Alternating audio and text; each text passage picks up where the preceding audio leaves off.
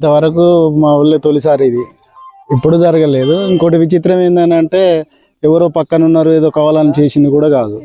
3 సంవత్సరాల క్రితం మీరు చూస్తూనే ఉన్నారు, ఇట్లా బడబెట్టి ఉన్నది. దానికి సపోర్ట్గా కానీ అటు కానీ ఇటు కానీ ఏమి లేవు.